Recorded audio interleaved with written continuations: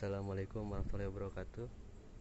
Di video kali ini atau kesempatan kali ini saya coba mau review dikit ya, karena ternyata di lapangan atau di jalanan tuh ternyata banyak orang yang nanya ya, khususnya driver ojek online, tentang sewa motor listrik gitu ya. Di sini saya ada unit charge ya, dari charge. Ini tipenya Maleo.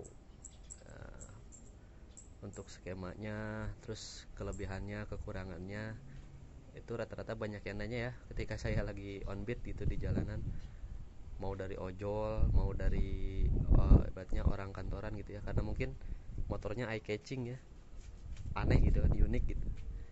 Coba saya bantu jawab di sini ya. Ini saya pakai motor charge Maleo udah sekitar kurang lebih 3 bulan. Nah, jadi mungkin bisa saya simpulkan ya untuk kelebihan dan kekurangannya. Mungkin review sedikit untuk motornya. Ini dia itu pakai dinamo 2500 ya.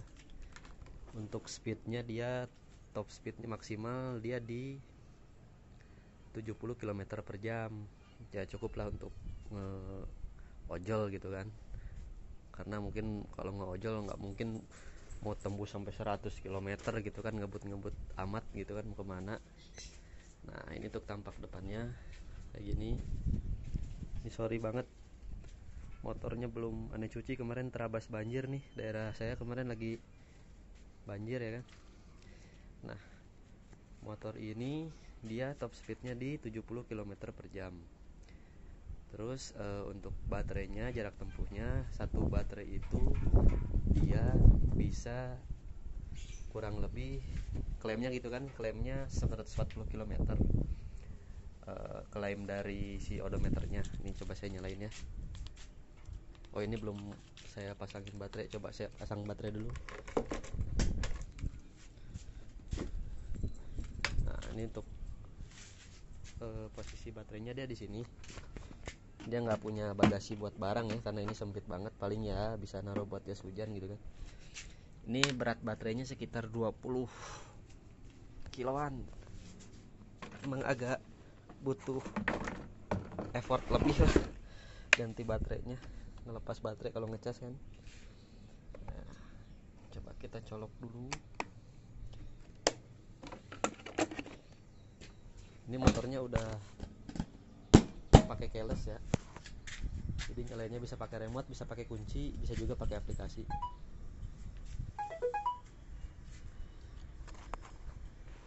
Nah, di sini ada di speedometernya ada keterangan baterai ya, ini 100%.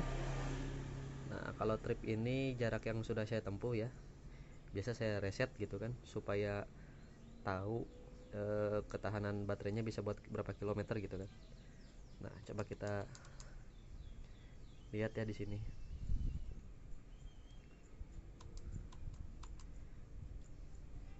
Lampu dim 3 kali, nanti dia berubah ke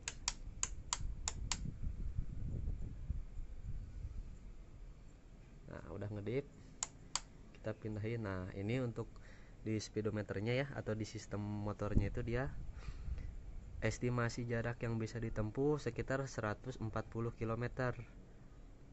Nah, 140 km itu di gigi 1 atau gigi yang ekonomik gitu ya. Kecepatan maksimalnya kalau di gigi 1 itu 36 sampai 37 km per jam. Nih. Nah, mentok di sini ya. Jadi fungsinya dari shifting atau gigi ini tuh dia cuman buat ngelimit top speednya doang.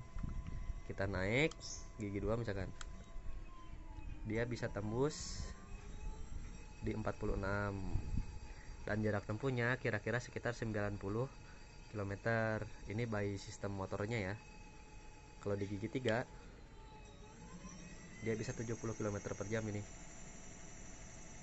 Pokoknya maksimalnya 70, dan jarak tempuhnya juga 70 km. Nah, tapi untuk pengalaman saya nih selama 3 bulan lebih ya, kurang lebih lah 3 bulanan. Motor ini satu baterai bisa sekitar 80 sampai 90 km doang. Karena apa? Karena di jalan itu kan ya kadang ketemu macet gitu ya. Ketemu macet yang mungkin kita buka tutup gas gitu kan. Atau ketemu tanjakan, terus bawa beban, itu bisa mempengaruhi estimasi jarak tempuhnya. Nah, itu rata-ratanya di 80 sampai 90 km.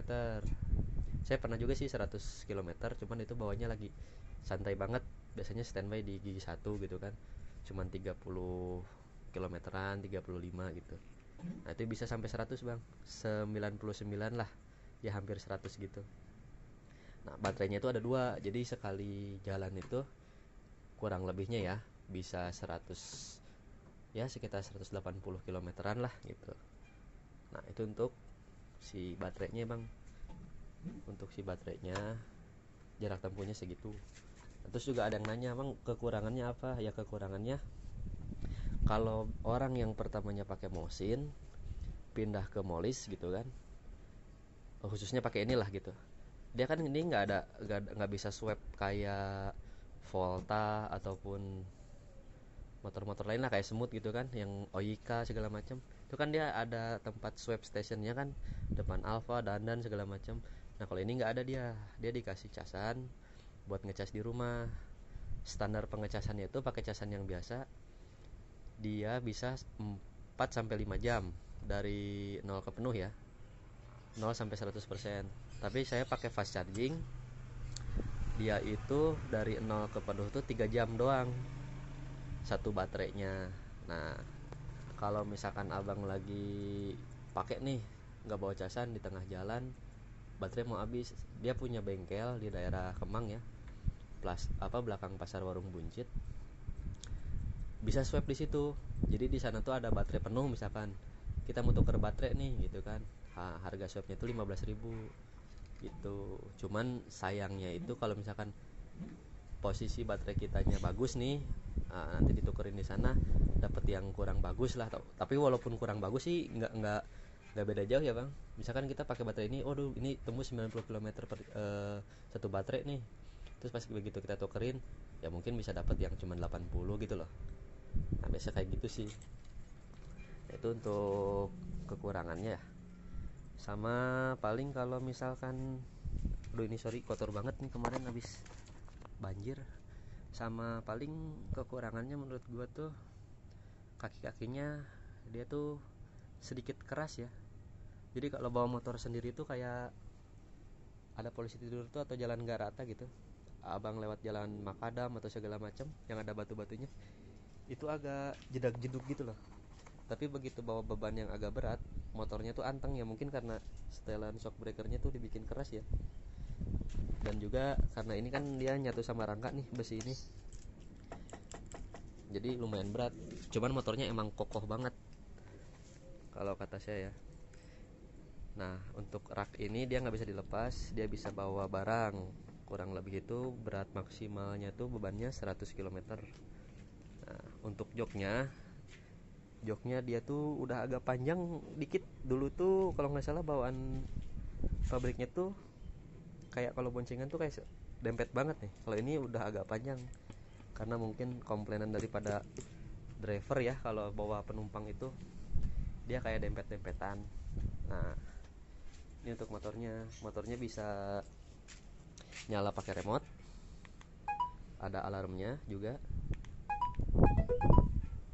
bisa pakai kuncinya, kunci fisik, bisa juga pakai aplikasi dia di Android ya atau di iOS.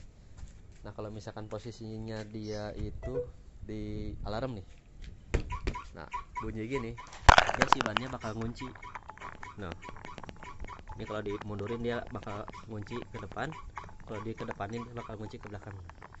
Jadi untuk keamanan motornya menurut saya aman sih nih, nggak pernah khawatir gitu kalau parkir di pinggir jalan gitu atau di bahu jalan gitu kan.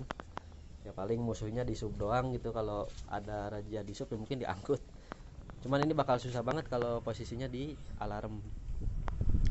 Nah, kalau misalkan untuk skemanya sendiri nih, ini motor ini seharinya tuh 50.000 sewa, harga sewanya ya 50.000 tuh udah dapat charger standar, dikasih baterai 2 dan gratis servis. Jadi misalkan nih kalau misalkan motornya ada kendala, tiba-tiba mati misalkan, nah ada kayak apa ya, kayak ada customer care-nya lah, untuk misalkan kita laporan motor saya kok mati. Nah nanti kalau misalkan dibantu monitor lewat WhatsApp belum ke selesain masalahnya, nanti biasanya montir datang dengan catatan ada di area Jabodetabek. Nah kalau misalkan ban bocor segala macam atau ban gundul, itu gantinya tuh gratis di bengkelnya ya, daerah Kemang itu. Ini saya sendiri udah pernah ganti ban sekali, ban belakang karena gundul ya. Terus shock breaker waktu itu udah jedak-jeduk parah sih waktu itu ya, kalau diginin tuh kayak bunyi dia. Sekarang aman nih, shock breaker udah ganti. Terus bearing depan, karena waktu itu sering terabas banjir, bearing depannya kena nih. Nah sama dia diganti itu bang, gratis di bengkelnya. Terus buat kayak kampas rem gitu, itu gratis juga, selagi kerusakannya itu bukan kerusakan dari pengguna. Misalkan nih kayak gini nih, ini kan baret nih. Nah baret ini tuh kemarin tuh parkir saya tuh standar 1 ya kan. Ini agak keras juga standarnya, kehujanan. Nah lagi standar 1 gini, karena ini standarnya emang agak pendek nih, dia tuh kayaknya kesenggol nggak tahu kenapa, pokoknya datang motor udah kebalik aja gitu, sama ini pecah nih. Nah kalau kerusakannya kayak gini, ini kita yang harus ganti sendiri. Dalam artian misalkan nih, ini harga spion tuh berapa, nanti kita ganti gitu. Si spionnya kurang lebih tuh kalau misalnya 36.000 nih. Nah kalau untuk baret body kayak gini nih, kayak jatuh kan, dan bukan kayak apa ya, bukan kayak ini. Kalau gini nih kayak gini kan ada baret-baret, ini kan penggunaan lah, pemakaian nih. Kayak ini kan baret-baret pemakaian. Nah kalau pemakaian itu kan nggak apa-apa, tapi kalau karena jatuh, celaka, kesenggol, nah itu harus kita ganti sendiri. Cuman hitungannya itu dari harga part itu berapa persen gitu, saya lupa lah, apa itu 10% maksimal tuh kalau nggak salah tuh, apa berapa gitu, intinya kayak gitu. Cuman enaknya ya kalau ngojol kan emang capek bang, motor ya kan, ini free service, kita udah nggak mikirin ganti oli karena motor ini nggak pakai oli kan, kita nggak usah mikirin kampas rem segala macam gitu bang. Itu sih kurang lebihnya kekurangan atau kelebihannya pakai motor ini. Terus kalau kelebihannya lagi sih, kalau kata gue ya, di akun kita tuh rata-rata dapat rating bagus, karena satu mungkin orang pada aneh gitu kan pertama kali pakai motor begini kan, satu gitu. Keduanya emang desainnya bagus. Terus ya namanya motor listrik kan nggak ada suara, jadi bawahnya tuh kayak adem gitu loh bang.